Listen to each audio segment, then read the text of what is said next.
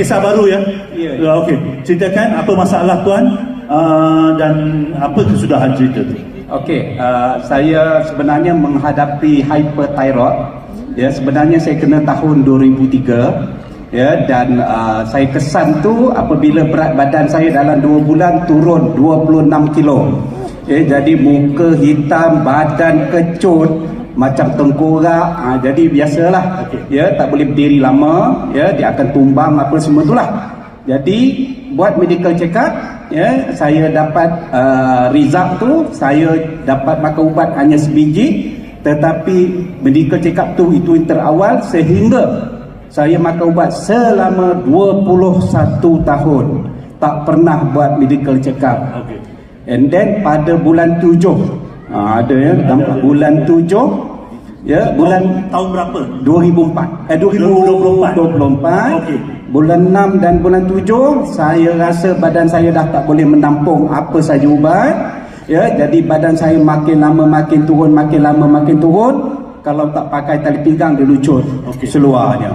Ya, jadi apa produk yang buat tuan makan? jadi saya makan VR4, diarahkan, disuruh oleh 4 insan ini yang saya nak ucap terima kasih, iaitu isteri Datuk Seri Azli Atan, Datin Seri Ji dan Puan Nur Zahirah. Okey. Ya. Tuan makan berapa biji? Saya fokus selama 25 hari, 50 biji satu hari. Satu botol satu hari. 50 biji satu hari.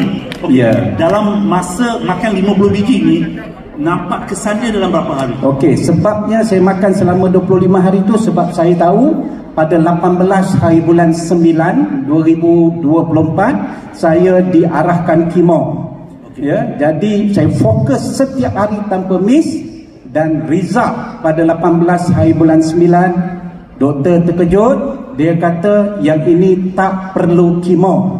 Tak perlu kemo lagi, tak perlu kemo.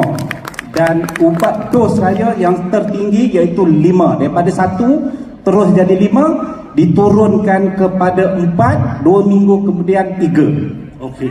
Itu result. Lepas itu saya teruskan lagi, tapi saya kurangkan lebih kurang 20 biji untuk tunggu result 12 hari bulan 12. Okey. Sekarang result 12 apa dia? Result 12 hari bulan 12, doktor sahkan Khalil you ke arah normal.